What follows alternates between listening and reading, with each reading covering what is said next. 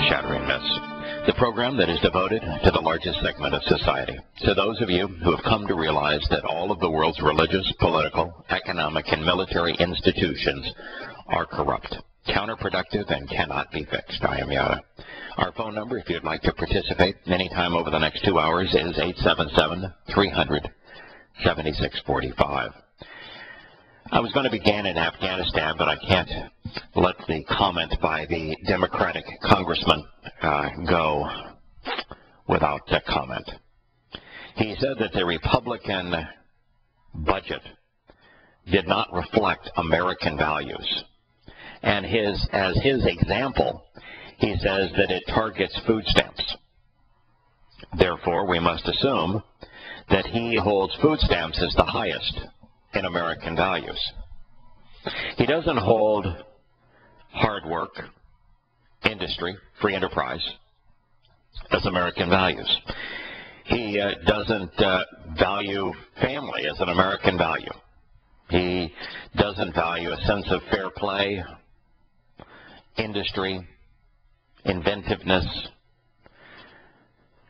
dedication, compassion. None of those things get him a vote. Intellect, reason. None of those things are American value. What's an American value is playing Robin Hood. My friend Scott, it's if you take through force and threat, stealing money from those who are productive and give it to those who are not productive. 75 million Americans taking advantage of food stamps. You know, the top guy at our farm in Virginia, guy's been with us for about, I guess now about 15 years, as a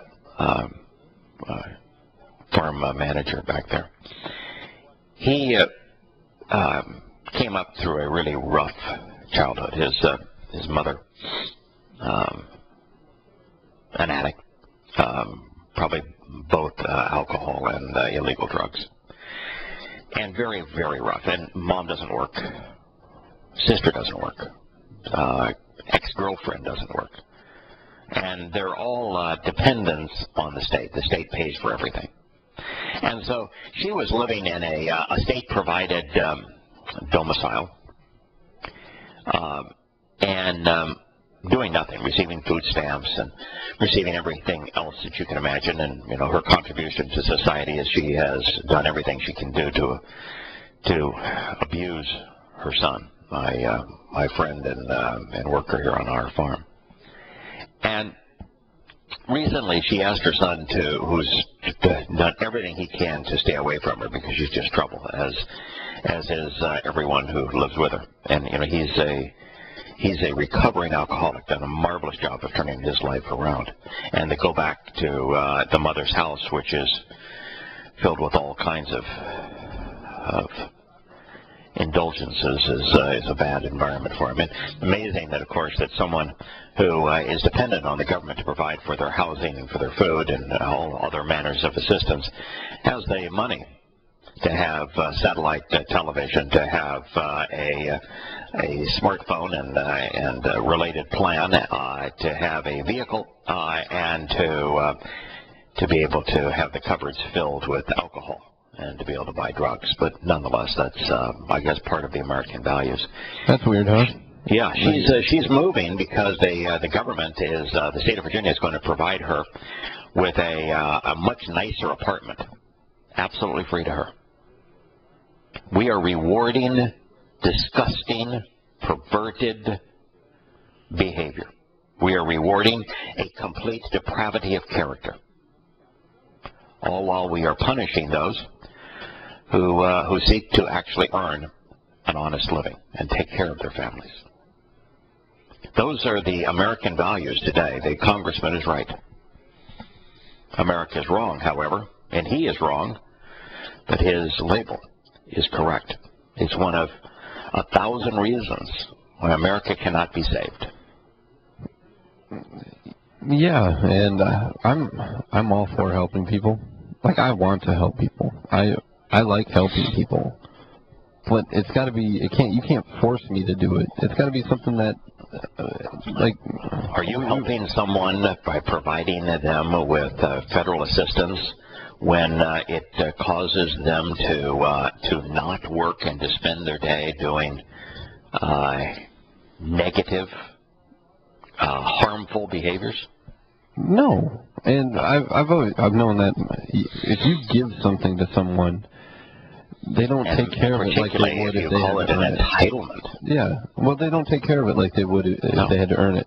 I always, for myself, when I had to buy my own shoes, I was when my dad bought me shoes as a kid, I was very hard on my shoes. I'd run through puddles, they'd get soaking wet, they'd be dirty all the time. And then when I started buying my own shoes, all of a sudden I noticed my shoes lasted a lot longer because running through a puddle wasn't that important to me. Yeah. And same with like a bike. The first bike that my dad bought me, I didn't take very good care of it. And eventually it got stolen or something. And I didn't even care. But when I had to buy the next bike, all of a sudden that bike I took pretty good care of. And if you just give people things, I don't think they take care of them. And ultimately you destroy their character. Because we are really crafted to work, to make sacrifices, to engage, to prosper and grow. Those who do nothing, those who are so idle that they poison their minds and bodies with drugs and alcohol, just to numb the pain associated with the feeling and the realization that they're worthless, that they do nothing. I mean, I'm telling you that an individual who just consumes alcohol and doesn't make any contribution knows their value. And we have created an environment that fosters that. Now, it's one thing as a society to be compassionate in the sense of providing shelter for those who are homeless. Yeah, you know, we should in every community have homeless shelters. You know, they should be dry, they should have beds, they should have laboratory facilities and showers and the ability for a person who is homeless to stay there and take care of their place. We should have kitchens that provide food for those who are hungry. You know, we should provide emergency medical care for someone who is injured. Should we provide free for somebody that has a cold and wants to go to a hospital because they have a cold? No. Should we do bypass surgery for someone who can't pay for it? Of course not. Should we provide the, you know, $1 million treatment for somebody that isn't able to pay for it? Of course, no. No. But should we provide care for, you know, that within reason? Absolutely. But that's not and we should do so in a manner that you don't give people money. That instead you provide shelter. Instead you provide opportunity in terms of educational training. That you provide an opportunity even to work in those shelters, to work in those kitchens, to make a contribution. And I don't even have a problem with some of the government-sponsored work programs that, you know, if you can't find a job in the private sector, then why not provide people with the opportunity to have a job maintaining parks? And there's lots of things. Running daycare, attributing or contributing to daycare centers so that others who have children can go out and search for jobs. I mean, there's lots of things we can do that have nothing to do with redistributing wealth, which is what we have become. We've become a communist country, actually in the fascist mode where there is private ownership. But wealth redistribution is massive in this country.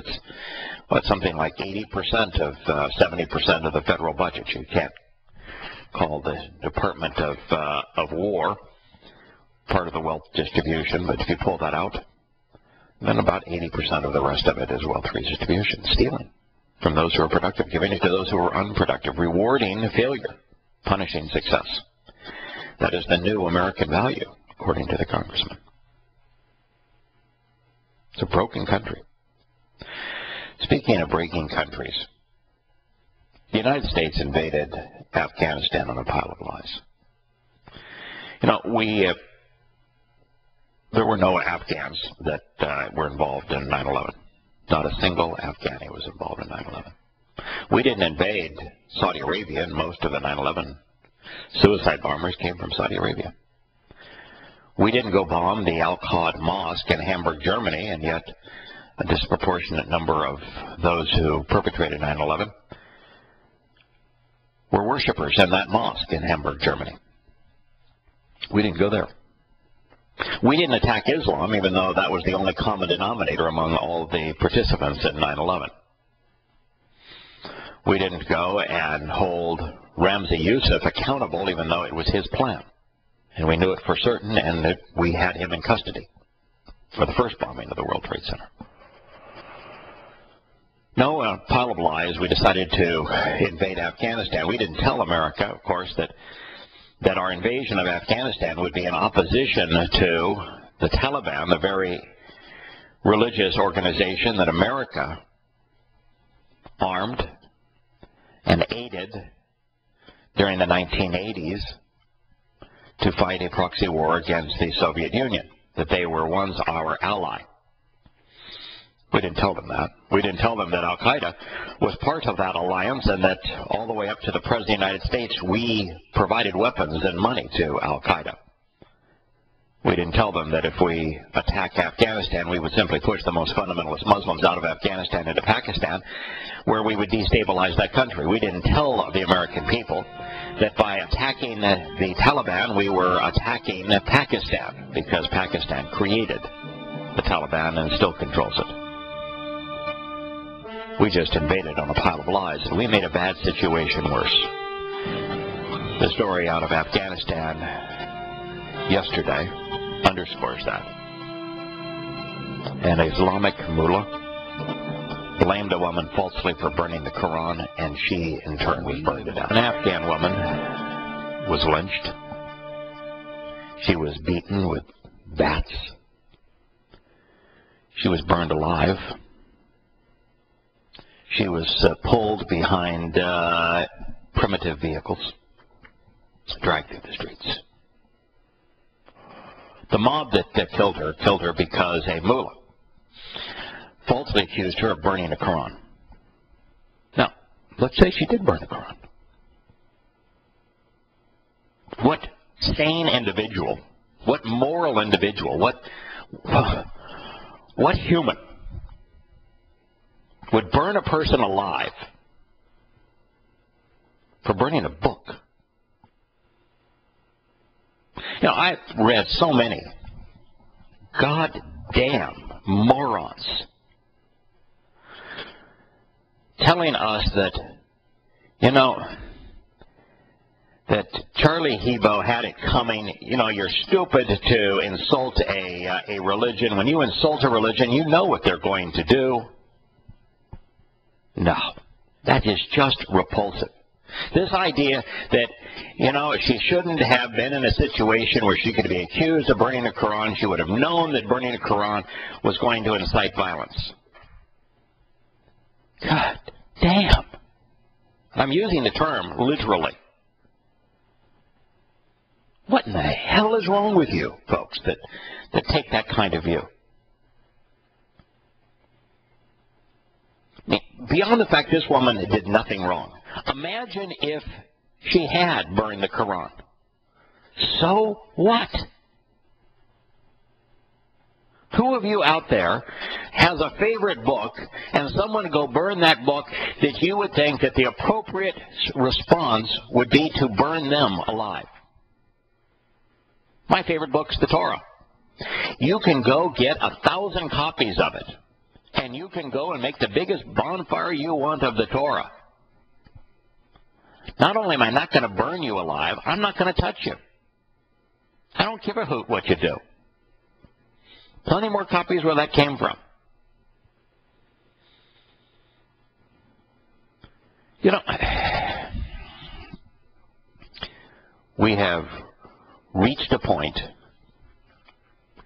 where it appears that virtually no one is capable of exercising good judgment. And virtually no one is capable of being moral. When this occurs, and you realize that this has never occurred in the history of Afghanistan. Yes, the Taliban, when they were in charge of Afghanistan, they would occasionally, about once a year, stone a woman for adultery. They never burn anybody alive. The conditions for women in Afghanistan are vastly worse, and the overall conditions in that country are vastly worse than when we invaded. Terrorism is hugely increased. The narcotics trade, hugely increased. The treatment of women, far more deplorable than it was previously. We made a bad situation worse, and we're still there. We've squandered thousands of American lives, hundreds of thousands of Afghani lives, trillions of dollars, all to make a bad situation worse on a pile of lies. I mean, if you are a patriotic American, wake up. If you are pro-military, open your eyes. If you're still capable of being moral, where is your righteous indignation against Islam? This was a senior religious leader in Afghanistan. He was a mullah. He was a fundamentalist Muslim. He wasn't a radical Muslim. He wasn't an extremist Muslim. He was just a Muslim cleric. This woman was accusing this cleric of superstition. And this mullah had made money on the side by selling charms to women.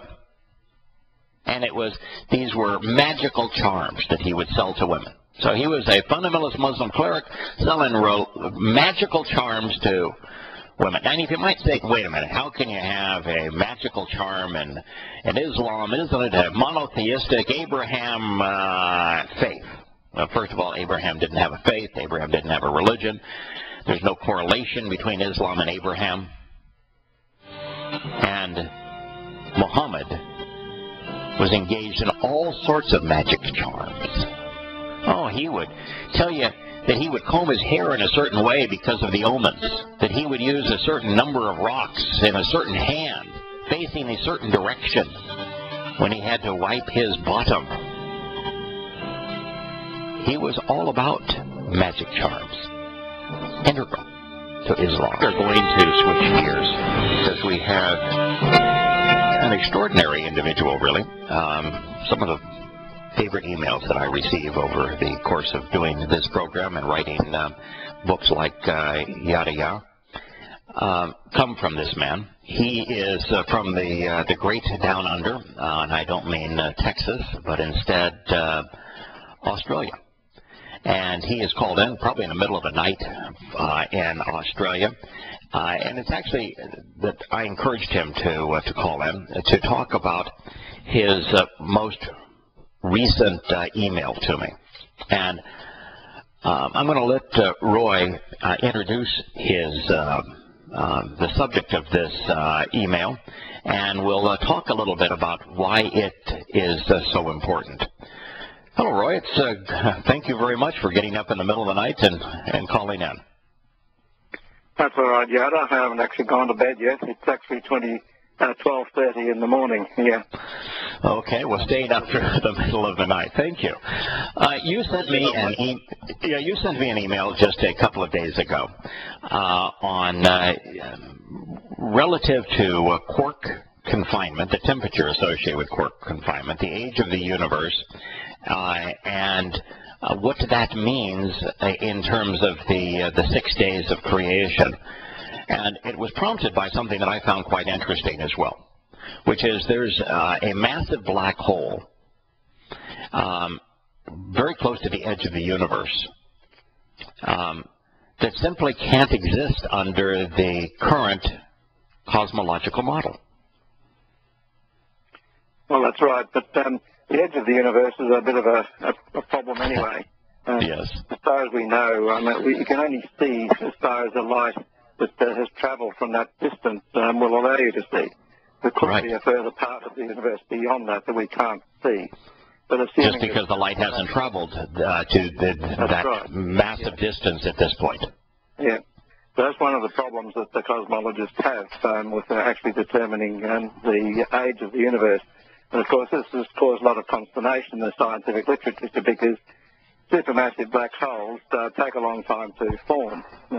Right. In fact, a black hole that is of this size, a black hole would require a star, a very large star, to exhaust its energy source so that the force that would push the star out ceases. And as the energy source is consumed through fusion,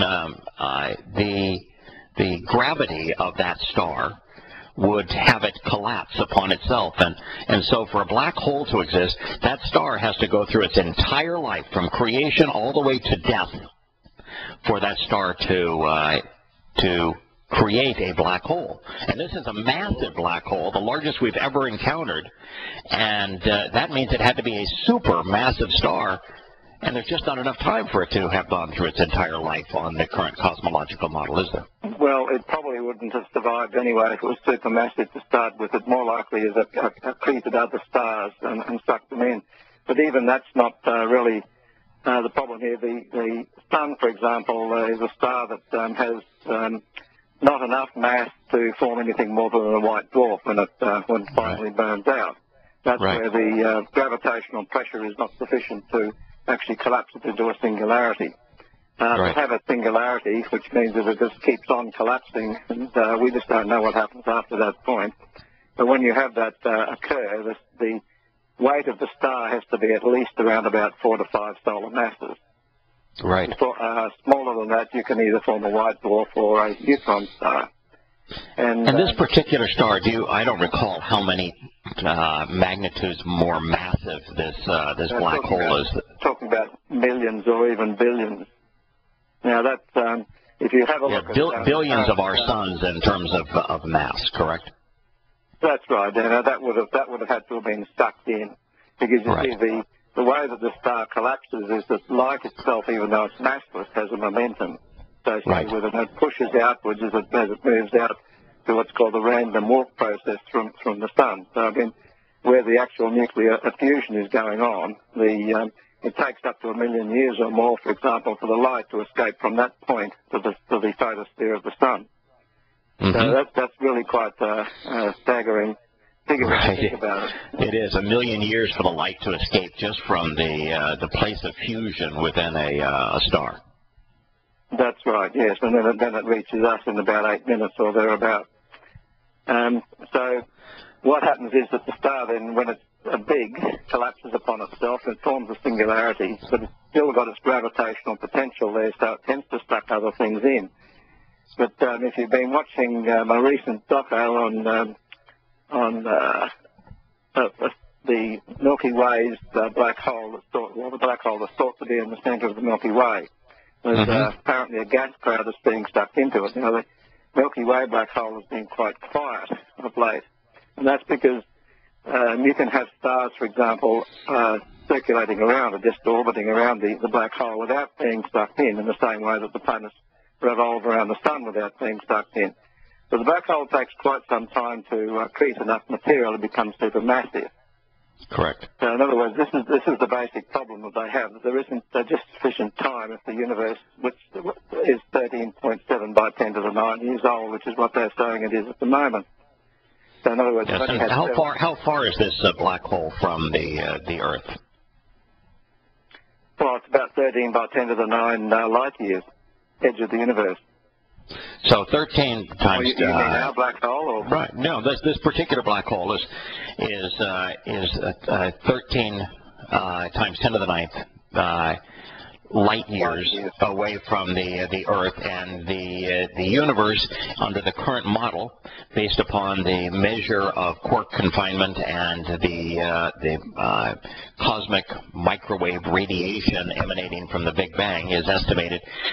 They took it from 13.4, and about a year ago they took it from 13.4 to 13.7 billion years old. But you can't have a black hole this massive 13 billion years out in a universe that's only 13.7 billion years old. Well, that would seem to be the case. I'd have to put a caveat on that, what no one really knows. It just seems extremely unlikely, I'll put it that way, for the time being. I thought, well, look, let's have a look at what Yah says.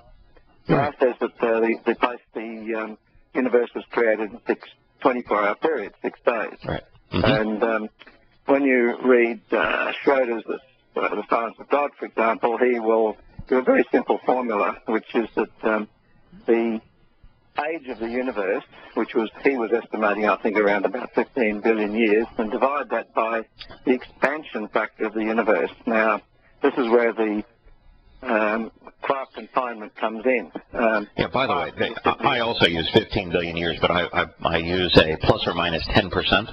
And yada yada. And the reason I do that is because there are lots of ways to estimate the age of the universe, and if you use all of them collectively, you get it about 15 billion years. And if you pretend, as science is right now, that it's exactly 13.7 billion years, I think you make a fool of yourself. I think the best we can do is to say it appears to be approximately this old, plus or minus 10%. Well, that's right. I mean, as I pointed out in the email, there's at least 3 places I got it from, but I couldn't get it from Peebles, incidentally. I've had a close look through his book. I mean, GSU's 10 to the 13 degrees Kelvin is the quark confinement. Physics World says it's 2 by 10 to the 12 degrees Kelvin. University of Oregon says it's 10 to the 11 degrees Kelvin. So, I mean, now, the reason that this is important, and let me try to summarize this, Roy, and you correct me if I misstate it, is that Yahowah says, and we know this to be true, that the universe was created with this enormous blast of energy, and time doesn't flow, so there is no measurement of time when there is simply energy. You have to have, quarks have to be confined. You have to reach a temperature, cool to a temperature where quarks can be confined to have energy transition into mass, because it's only with mass that time exists. Hello? From the point that where energy is becoming matter, correct? That's right. Yes. But and so the temperature is essential in knowing when that happened, correct? That's right. Yes. But you see, when this happens, then most of the electromagnetic radiation, which was essentially what the energy was prior to quark confinement. It's defined by a factor thing called H, which is Planck's constant, times the frequency. And that's known from laboratory experiments when quark confinement will occur. So what you've got is essentially what's left over in the electromagnetic spectrum, what they call the echo of the Big Bang, is extremely high energy gamma rays. Now, as the universe expands, the gamma rays get their wavelength, if you like, stretched out, because they actually are in the universe and expanding right along with it. As they expand, their energy level falls. That's per photon. A photon is just simply one bit of the gamma ray, if you like, or bit of light. As that expands, then the energy of that falls, and it's now at 2.73 degrees absolute, or Kelvin, which is the background cosmic radiation we find. It's a simple matter of just saying, okay, we know what energy was where the quarks were confined. We know what the current temperature of the background is. The difference is the expansion factor of the universe. which would determine its age. Right. But the problem is we really don't know for certain, and there are three very prominent schools of thought on what was the temperature of quark confinement, because that's the beginning number, and if you don't know that number, then you can be off by as much as 1 billion years on your estimate of age. That's right. But you see, if you take the average of what they think it is, and I think that's what Peeble says, it comes to roughly 10 to the 12. I think 9 by 10 to the 11 is probably the best estimate. Right. That's the expansion factor. So if you reverse engineer the simple equation that the estimated age of the universe divided by the expansion factor, and multiply that by 365.242, whatever the factor is, that particular days will give number of days in a year. Approximately 6. It's not exactly 6, but it's approximately 6. Yeah. And that's it's extraordinarily close to 6. Right. Very, very close. And when you turn that backwards and say, okay, Yah says 6 days, okay, now all you do is multiply by the expansion factor, turn it back into years, and it turns out to be 14.7 by 10 to the 9. Yes, and we're going to keep that in mind. Roy, we've got the music playing, which means we're about ready to go to break, but we'll be back after the commercial break. Welcome back to Shattering Myths. We're having a conversation with Roy from Australia regarding the age of the universe and correlating it to Yahowah's testimony. So you were saying, Roy, that if you just start with Yahowah's testimony and extrapolate from there, that you get 14.7. Now, how did you get that number again? Well, the formula that is really quite simple. It's just simply, well, the forward formula, I call that the reverse formula. Okay. The forward formula is simply the estimated age of the universe divided by the expansion factor that we've decided from the quark confinement to now equals the number of days that the universe has been in existence. And if you're looking at it from the point of view of the creator, of course, this is due to relativity. It could be classified as 6 days. Now, that's another thing that I don't think we mentioned before. The